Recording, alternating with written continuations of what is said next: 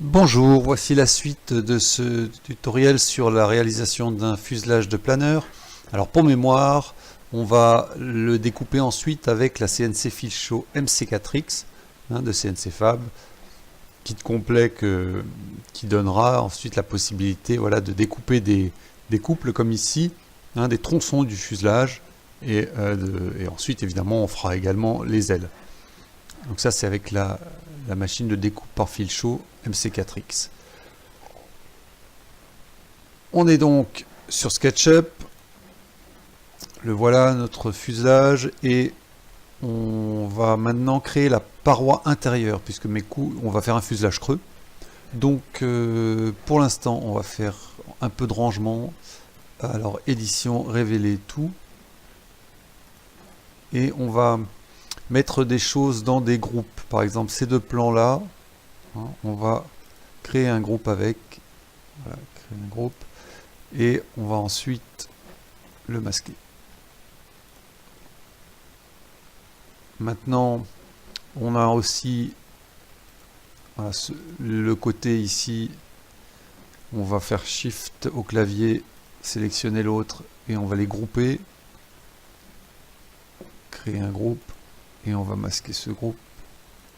Voilà. Et en dessous, on a toutes nos lignes de référence. Donc tout ça, hop, on va créer un groupe avec.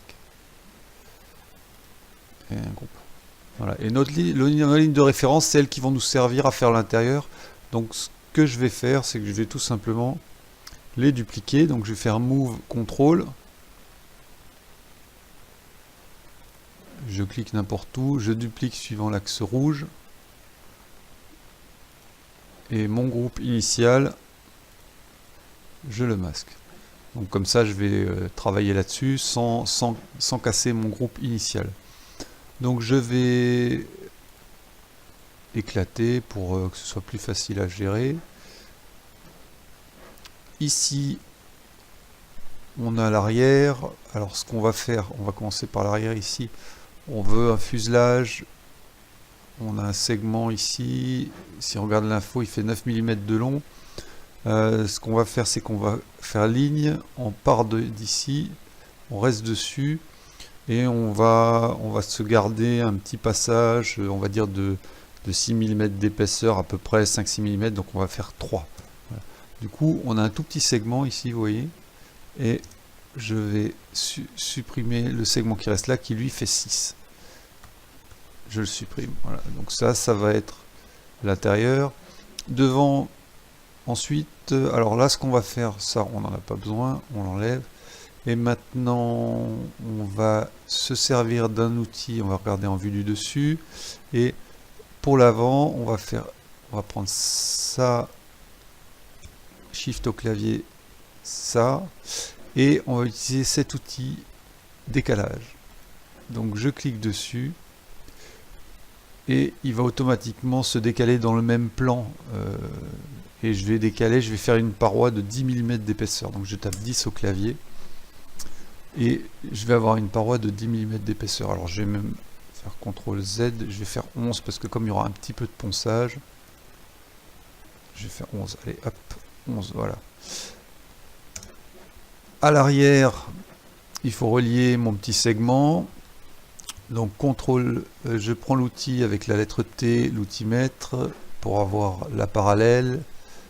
Je prends ma courbe de Bézier, je m'accroche à l'extrémité ici, à mon petit segment derrière pour le point d'arrivée. Maintenant, ma tangente, j'utilise la molette, ma tangente ici sur la ligne. Ici, on va se mettre sur l'axe rouge. Voilà, je double-clique. Et par contre, je vais augmenter ma précision à... On avait un truc du genre alors 45 S, voilà. Je valide, voilà, ma spline est faite, je peux supprimer ça.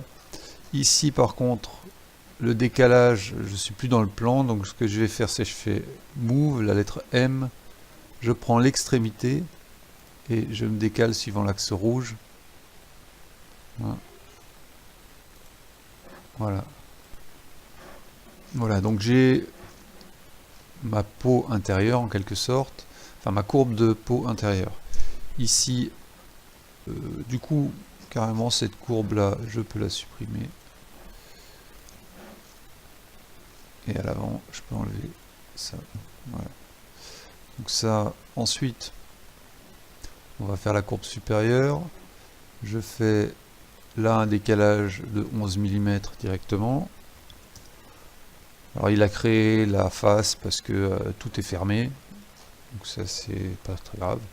Donc je désélectionne, alors hop là, j'avais encore l'outil. Je passe en outil normal, je sélectionne la face, je la supprime.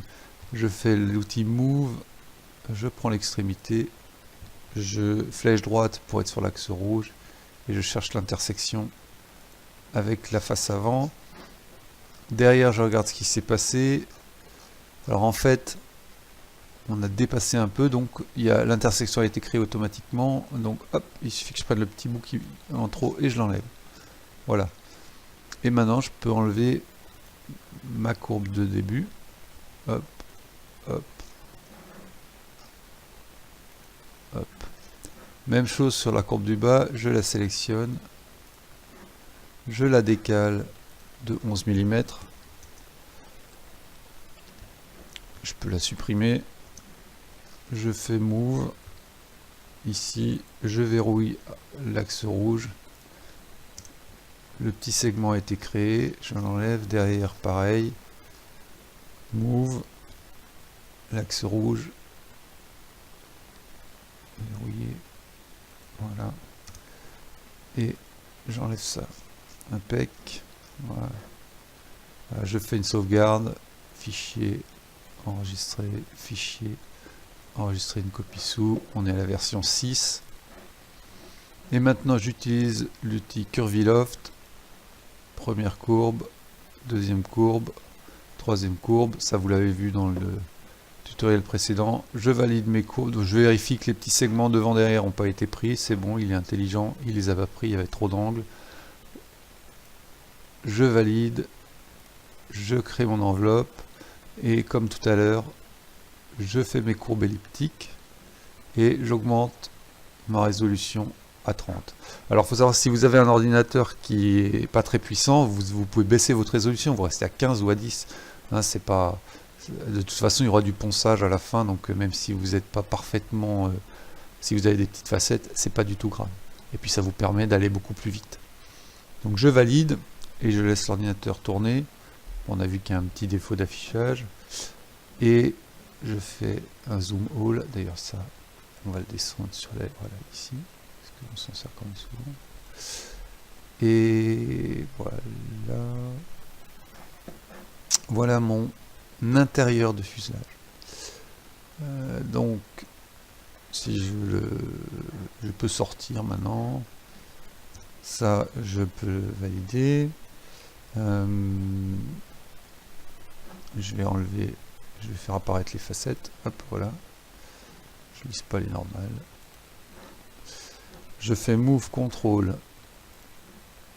Je le déplace suivant l'axe vert. Ensuite l'outil symétrie, enfin échelle, mais ça va devenir une symétrie. On passe de l'autre côté en -1, on regarde en bas à droite, -1, voilà, hop. Move de nouveau avec la lettre M. Je vais prendre le point qui est ici. Alors si on n'arrive pas à prendre un point, on passe en vue filaire. Regardez en haut, vue filaire. Et là, ça devient beaucoup plus facile de le prendre. Hein, parce qu'il n'y a pas l'interférence avec les faces. Donc ici, on s'accroche là. Je repasse en vue normale. Ça doit être celle-là, en vrai, voilà. Et donc je vais créer un groupe avec ça et touche Shift, ça, clic droit, créer un groupe. Je vais ensuite le masquer. Je vais conserver cette structure, donc je vais la grouper, créer un groupe et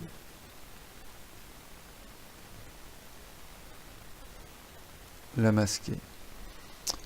Alors, maintenant je fais affichage, géométrie cachée. et je vais révéler uniquement ce groupe, révéler, et ce groupe, révéler, voilà. Et je fais affichage géométrie cachée.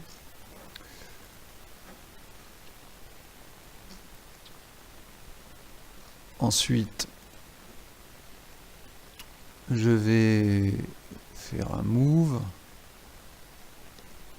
Je vais mettre ça à l'intérieur de l'autre.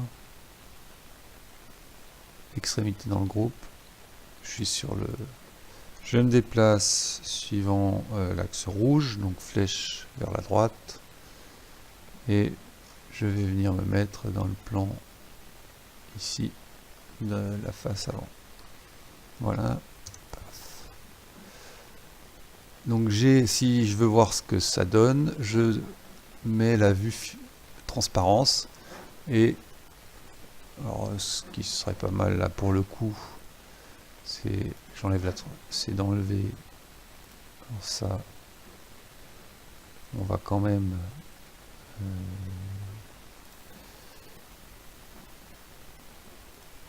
on rentre là-dedans, on fait ça, on va lisser un peu.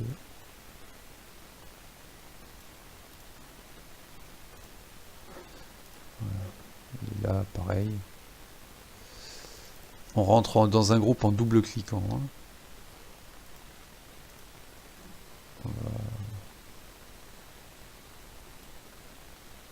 Voilà. Là. Voilà. Et là, si on fait visualisation en transparence, on voit la peau intérieure et la peau extérieure. À l'arrière, on a bien un passage. Et on a notre peau intérieure. Fichier, enregistré.